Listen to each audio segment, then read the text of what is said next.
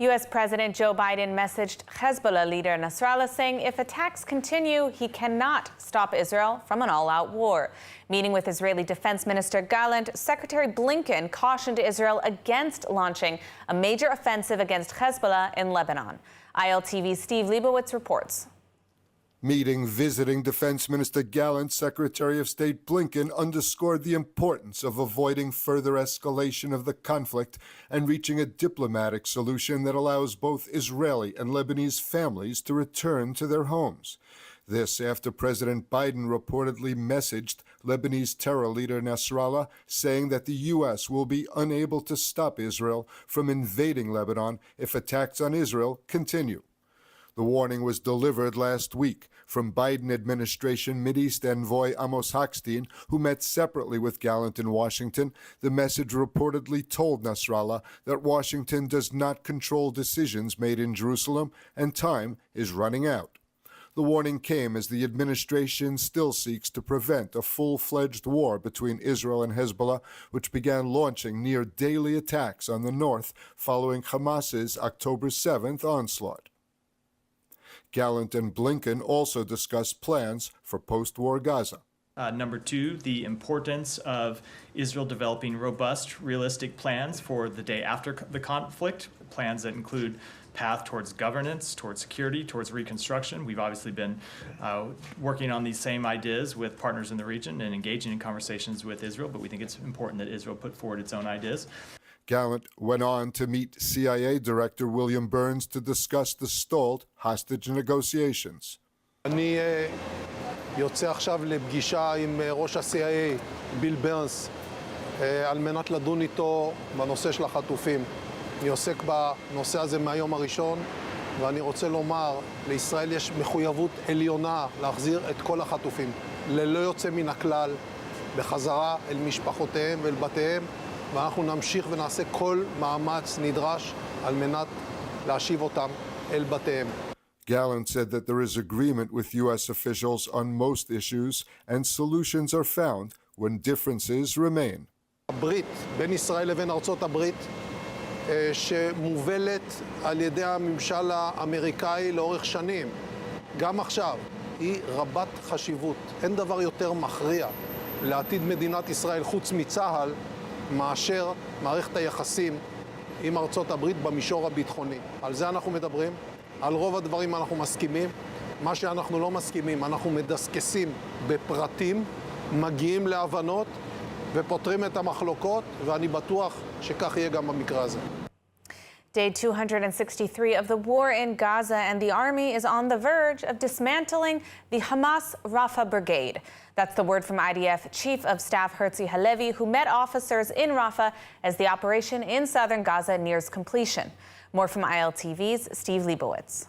IDF Chief of Staff Halevi met Israeli officers in Rafah and declared that the army is on the verge of dismantling the Hamas Rafah Brigade. אנחנו בפירוש מתקרבים לנקודה שאנחנו אומרים, פירקנו את חטיבת רפיח, היא מוכרעת לא במובן הזה שאין בה יותר מחבלים, אלא במובן הזה שהיא לא יודעת לתפקד כמסגרת לוחמת, יש לה המון הרוגים, ואתם תדאגו עד סיום המשימה כאן להרוג כמה שיותר מחבלים ולהרוס כמה שיותר תשתיות גם בהמשך.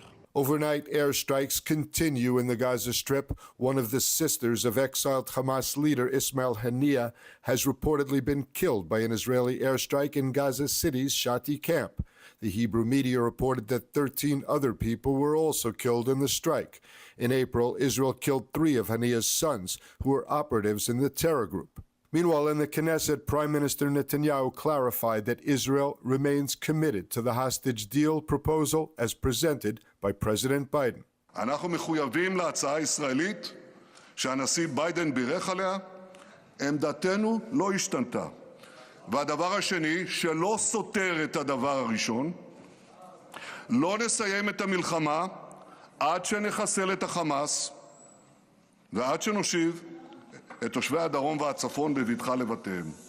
Earlier, a newly released video by the Hostage Families Forum shows abducted hostages on a pickup truck in transit to Gaza on October 7th. The families of the young men, Hirsch Goldberg Polin, 23, Ilya Cohen, 26, and Ora Levy, 33, approved publication of the video in an effort to advance the hostage deal with Hamas. The video captures the faces of hostages smeared with blood being filmed and taken by terrorists into the Gaza Strip. In the video, Hirsch Goldberg Polin sits in the back of the pickup truck, covered in blood, having lost part of his left arm moments earlier. The faces of Ora Levy and Ilya Cohen are not clear, but the Hostage Family Forum says the families identified them. This very short video reminds people these are human beings. Each one has a family, each one has dreams and aspirations, each one has a story, and the people who were in that truck that day were at a music festival that was advertised as a music festival for light, peace, and unity. After the upsetting video footage was released last night depicting the kidnapping of 3 hostages, including U.S. citizen Hirsch Goldberg Polin, there is much discussion globally about the health and well-being of the hostages, as well as the hostages who have already returned home. Here to speak with us about this issue is Yehonatan Saban, the spokesperson in the health team at the Hostages and Missing Families Forum. Yehonatan, thank you so much for joining us. Initially, after the liberation of the 4 most recent hostages, they appeared to be well in photos and videos of reunification with family. What are these pictures not showing us about what's going on physically with these hostages? So what we saw them, right, walking and cheering, but what we know, it's for the first day, they might be in some sort of euphoria, excited from the release, but afterwards, days after, we see the problems, the health problems rise up. We know their captive conditions were not so good. We know from released hostages about the condition that they were subjected to. And we know that health issues with the hostages, with released hostages, can rise years after the release, and they have still a long journey for the reintegration in the back to life, and that's what we don't see. I mean, it's not they didn't come back in a very good condition as we saw it on picture. What can the impacts be of such a prolonged period of time in captivity for hostages in these types of situations? Oh, there's so many. We're talking about first, let's talk about the mental issue. They were held alone, maybe with 2 or several other hostages, but they were subject to psychological abuse. There is the stress, there's the post-trauma that they suffer from. All of these influence their health conditions. There are many hostages with pre-existing health issues that weren't treated, lack of medication. We saw Hirsch Polin, the video of him that Hamas released, that we say that he has his severed hand. They suffer from physical injuries that happened during the abduction. And we know that every day in captivity, they are subjected to more and more health deterioration. It could be a lack of sun, vitamins, starvation, lack of clean air, a lot of health risks for the hostages that every day they're being in much more danger to their life. Now, what do you believe that the government can and should be doing in order to bring the hostages who are still in captivity, in order to bring them home? First of all, what the government should do is to do everything in its power to bring them home. And I think that now we have the Netanyahu proposal for exchange of for the release of the hostages, and we should do the government should do anything in its power to execute this proposal, if it's by international pressure on Hamas, it's by accepting the proposal by itself, by the government. But the government needs to do everything in its power to bring back the hostages, because every day more and more hostages are at risk. Absolutely. Yehonatan Saban, thank you so much for all the work you're doing, and let's bring them home. Thank you. Thank you. The IDF has announced the death of Sergeant Major Mohammed Al-Achash, who was murdered and his body abducted by Hamas on October 7th. Al-Achash, 39, from the southern Bedouin community of Sawa, served as a tracker in the Gaza Division's Northern Brigade. Based on new intelligence, the army has now determined that the body was taken from the kibbutz Nahal Oz area following a battle with terrorists during the Hamas onslaught. Until now, he was listed as one of the 251 hostages abducted by the terror group. It's now believed that 116 hostages remain in Gaza, though dozens are believed to be dead. The IDF has now confirmed the deaths of 42 Israelis in captivity. This week, I had the privilege of sitting with the father of Romi Gonen, a 23-year-old Israeli who was kidnapped on October 7th by Hamas from the Nova Music Festival. Today, after almost 9 months, Romi, whose smile alone is contagious and spreads light wherever it's displayed, remains in Hamas captivity along with over 100 hostages, including 5 Americans. I sat with Romi's father. I saw her home and the place she lived. I was in her room, still hauntingly untouched, the very place where she prepared to go with friends on the 7th of October, not knowing she wouldn't be coming back for 8 months and counting. But after the initial heartbreak of hearing about Romi, I felt enraged. From day one, the international community has turned their back on our hostages, falsely portraying the conflict as being Israel against Palestinians rather than Israel against Hamas, a terror organization. Instead of providing proof of life or delivering medicine to hostages who were in desperate need, the Red Cross did nothing. Instead of demands to release all hostages and pressure Hamas, the UN and other organizations condemned Israel. Even when we liberated our own hostages, because the IDF killed their captors in the process of the rescue, they were condemned. Instead of a balanced media coverage, we see an ongoing theme of false equivalency between civilian hostages held by Hamas and convicted Palestinian terrorists serving time in prison that Hamas once released. Instead of protesting for the hostages who have suffered torture, sexual assault, pro-Hamas protesters in the West have spent months tearing down posters of hostages, violently assaulting Jews abroad, and gaslighting with a range of lies that vacillate between complete denial of the atrocities Hamas committed on October 7th, claiming the hostages didn't have it so bad in Gaza, and calling to repeat October 7th until Israel is destroyed. By the end of the day on October 7th, the entire world, including the Arab world, should have demanded Hamas return each and every hostages, something which could have prevented a lot of bloodshed. But the world didn't. The media didn't. The UN didn't. The NGOs didn't. And the result, this hostage diplomacy, is exactly what encourages regimes like the Islamic Republic of Iran and its proxies, Hamas and Hezbollah, to continue to use kidnappings, rape, and torture as methods of war. Appeasement of kidnappers breeds more kidnapping, just as appeasement of terrorists breeds more terrorism. Now is the time the global community needs to decide which side of history they will choose. Will you stand with Israel against the barbarity of Hamas, or will you be an enabler of the future kidnappings and crimes against humanity that will undoubtedly occur if the world does not act? The choice should be obvious. Bring them home now. The Supreme Court ruled unanimously that the government and IDF must draft Haredi men to the military. The court said that there can be no state funding for yeshiva students who do not serve. The IDF has stated that it is suffering from a shortage of troops during this war. The laws exempting the ultra-Orthodox from military service had either expired or been invalidated over the years, and a decision on the matter had continually been delayed. The ruling far-right coalition had pushed to maintain the status quo and allow the state to pay for these men to continue to get paid to study Torah. The ultra-Orthodox community believes that yeshiva students contribute to Israel's security just as much as soldiers in combat. Many Haredi leaders have said they will protest the decision, and many Torah institutions have already started looking for outside funding to pay for these students when they lose state funding.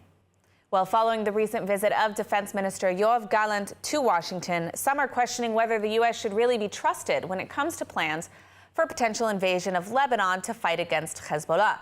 With all the tensions in the U.S.-Israel relationship, what impact will it actually have on the war? Here to speak with us about just that is the co-founder of the Tel Aviv Institute and also a known author and writer, Chen Mazig. Chen, thanks so much for joining us today. I just wanted to start by asking you about Defense Minister Gallant's recent trip to the U.S. What was the goal of this visit, and do you think that the U.S.-Israel relationship will continue as we have known it in the past? I think that since the tension has risen with Hezbollah in the north, America has sent very clear signals. If it was keeping the airplane carrier in the area and sending strong messages to Hezbollah to not attack Israel and to not continue in this escalation. I think this is just another step that is meant to deter Hezbollah, and we know, of course, it's a proxy of the Islamic Republic in Iran from continuing to escalate this conflict into a full-out war, which is not something that Israel wants, of course. Now, what do you think that the Israeli government should be doing differently when it comes to dealing with the U.S.? We've seen kind of an escalation in tensions between the two allies recently. What should Israel, in your opinion, be doing differently?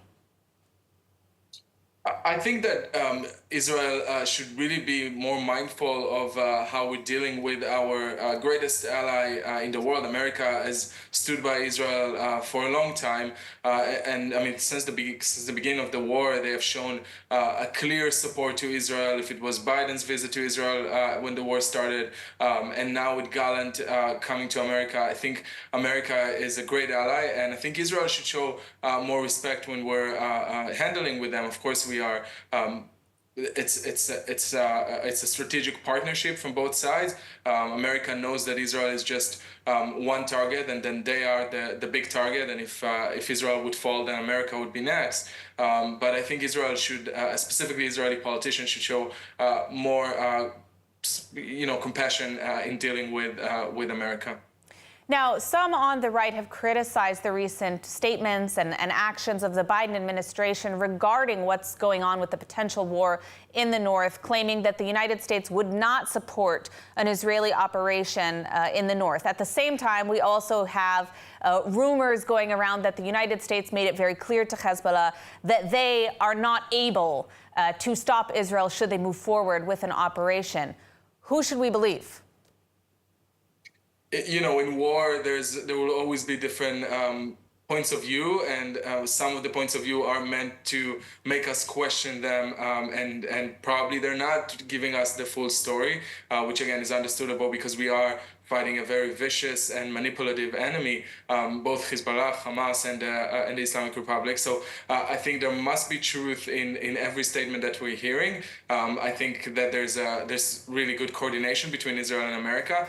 But what I keep thinking about is that it's not just Israel's problem, as I said. It's also America's problem, but it's also the problem for the entire Middle East. I mean, I'm really looking towards the East, and I'm thinking, where is Saudi Arabia? They have been attacked by the Houthis for a long time before they started attacking Israel. Iran is not a great friend of Saudi Arabia. Those countries that really have the same motives that Israel has to create a better and peaceful Middle East and create a stable Middle East, they should step up as well, because it's not just Israel's problem. It's going to be the entire Middle East's problem, and not only America. Now, Netanyahu himself has harshly condemned the U.S., alleging they're slowing shipments of weapons, a claim the U.S. denies. What can you tell us about this issue, if it's happening, and if so, what does that actually mean for this relationship, if anything?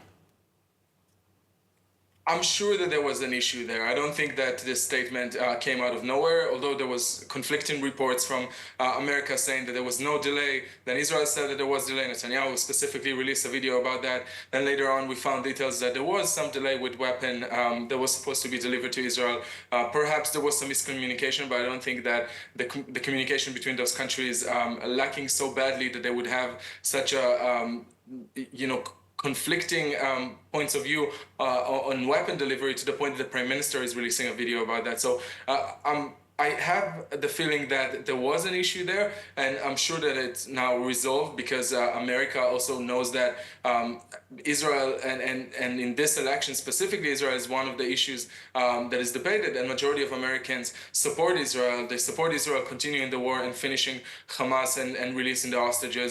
And I think that the Biden administration is also very aware of this.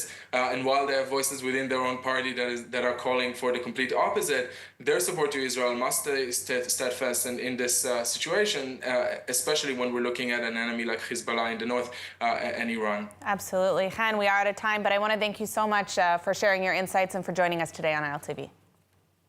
Thanks for having me, Emily. After 3 people have died in Israel from West Nile virus in an unusual outbreak that started earlier this month, Israel's Tel Aviv Sourasky Medical Center has established a special task force to address the issue. West Nile fever can be deadly for people who are older and immunocompromised, and there are no known treatments. ILTV's Ariella Lachiani is at the hospital. Hi Emily, yes, I'm here now just outside Ichilov Hospital in Tel Aviv, where a clinical trial has just begun for a new West Nile medicine called interferon. This comes after 3 people have passed away from the virus and at least 42 have been infected, including a 9-year-old girl. We've seen a great spike in cases in the latest wave of the virus, which has also come earlier this year, which is expected to be due to the higher levels of humidity and heat that we are currently experiencing. As I said, a trial has begun, but there is no vaccine, so people are being encouraged and advised to avoid residential areas with high number of mosquitoes and to ensure the use of mosquito repellent. Back to you. And now moving on, AI is allowing students in the UK to learn more about the horrors of the Holocaust by talking to survivors without leaving the classroom. Let's take a look. As history is bound to repeat itself, and with many youth today uneducated as to the horrors of the Holocaust, a new educational program seeks to harness the power of artificial intelligence, or AI, to educate teens about one of the darkest eras in human history. Our mission is to ensure that the stories of Holocaust survivors are kept alive, that the subject of the Holocaust, which happened nearly 80 years ago, is still relevant and something that young people and future generations know about. This innovative educational program launched by the Holocaust Educational Trust is named Testimony 360. It filmed Holocaust survivors answering more than 1,000 questions that students may want to ask them. The British soldiers allowed us to rest. They handed out food, and eventually they also formed us into a sort of column. The person that we've been talking about today and that we've launched today is Manfred Goldberg. Manfred was born in Kassel, and for example, young people can put on their headset and see Kassel today, the town where Manfred was born. They can see the home that he grew up in. They can also see where Manfred lives today, the photos of his children and grandchildren and even great-grandchildren. It took Goldberg 5 days to record his testimony and all the answers to students' questions. It has become crystal clear that by far the most powerful and effective educational impact is achieved by listening to a talk from a survivor in the first person. As fewer and fewer Holocaust survivors remain alive today, initiatives like this are of the utmost importance to ensure future generations do not forget. Now let's take a look at the weather forecast. Mostly clear skies are expected tonight around the country, with temperatures reaching lows of about 22 degrees Celsius or 71 degrees Fahrenheit. Then tomorrow, partly cloudy skies are expected, and we should see temperatures rising to highs of 34 degrees Celsius or 93 degrees Fahrenheit. That's all for today's news. For more updates from Israel on all your devices, check out our ILTV channel, subscribe to our ILTV newsletter, and don't forget to check out our website, iltv.tv, with all the latest news from the heart of the State of Israel. I'm Emily Schrader. Be well, and thank you so much for watching.